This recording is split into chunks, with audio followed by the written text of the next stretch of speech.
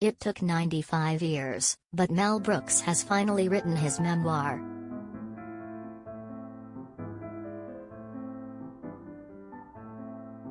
All About Me, My Remarkable Life in Showbusiness is an exuberant, at times emotional account of the comedy genius' life and career. It starts with his Brooklyn, New York, upbringing and stint in the Army during World War II. He then details his early work as a writer on 1950s variety series Your Show of Shows, where he met his best friend and collaborator of 70 years, Carl Reiner.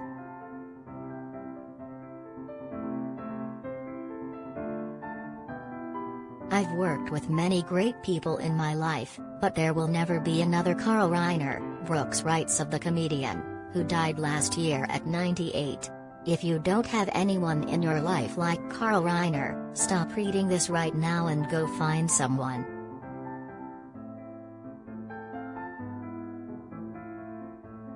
The book brims with zany showbiz anecdotes from Brooks' incomparable film work.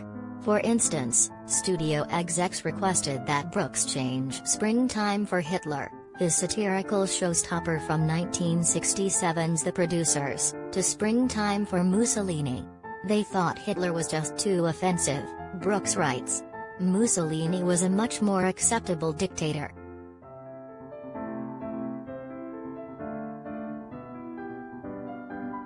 Later, Brooks recalls how Orson Welles agreed to do the narration for 1981's The History of the World, Part 1, but under the condition that he be paid $25,000 in cash.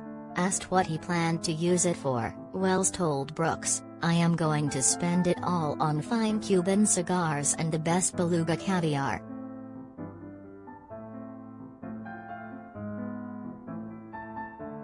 Mel Brooks' memoir, Disturbing Sex Cult Nun and Brené Brown.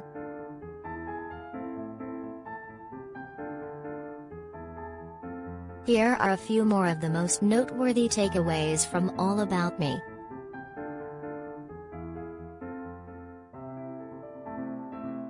Mel Brooks was inconsolable after losing wife Anne Bancroft.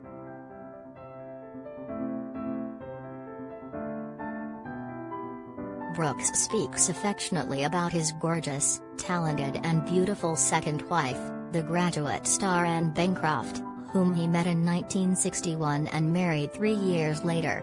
The couple collaborated on films such as Silent Movie and To Be or Not to Be, and the Oscar-winning actress was instrumental behind the scenes as well. In the book, Brooks recalls how she was the one who encouraged him to write Springtime for Hitler for The Producers.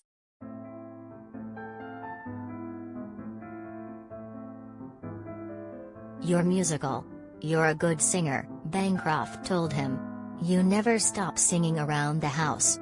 And besides, you're a born songwriter. No one else could write Springtime for Hitler but you. So here's a pad and a pencil. Go into the next room, and I bet within an hour you'll come out with the beginning of a song."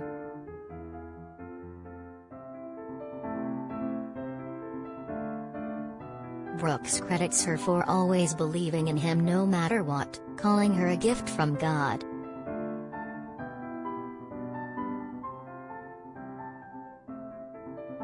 Bancroft died from uterine cancer in 2005 at 73. "For a long time, I was inconsolable," Brooks writes. "It was hard to wake up and live through the day." He thanks writer Thomas Meehan and director Susan Stroman for pulling me out of my abyss of despair, helping him adapt Young Frankenstein for Broadway.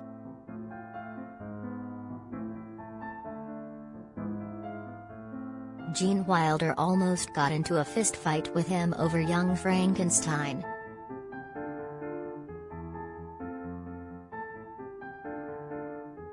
Brooks details his close friendship and creative partnership with Wilder, which started with The Producers and also included 1974's Blazing Saddles and Young Frankenstein. The filmmaker says they only ever fought once in their careers, and it was during the production of Young Frankenstein.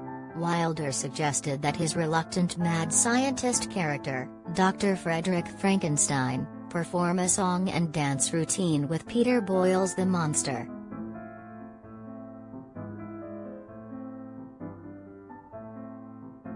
"I thought it was a great idea and very funny, but it was too far out," Brooks says of the put-in on the Ritz number. "I insisted it was too silly and would tear the continuity of the movie to pieces." Gene disagreed. He said, "It's amazing. It's proof of how incredible Frankenstein's creation is."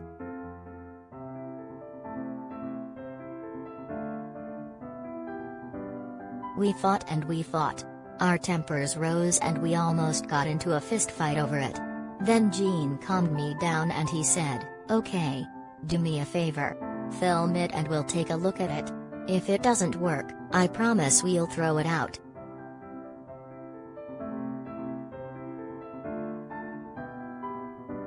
Brooks was pleasantly surprised after shooting the sequence and wholeheartedly agreed to keep it in, saying, "I have never been so wrong in my life."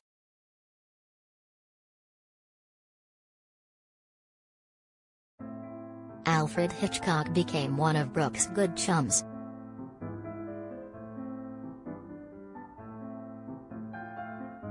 In 1977, Brooks wrote, directed and starred in High Anxiety, a parody of Alfred Hitchcock thrillers featuring Madeline Kahn, Cloris Leachman and Harvey Korman, all regular players in Brooks' comedies.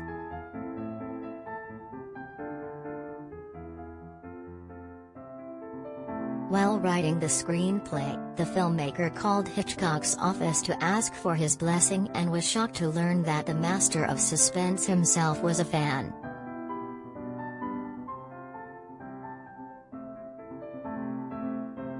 "Before I could say another word, Hitchcock cuts me off. 'Is this really Mel Brooks?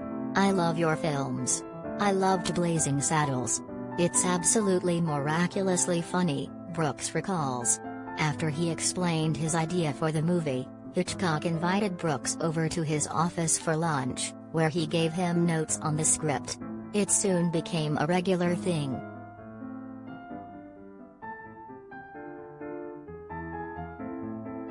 Dutifully, I was there every Friday for pointers from the great Alfred Hitchcock, as well as a free lunch. Brooks says. "Over the weeks we became pretty good chums. He was just wonderful."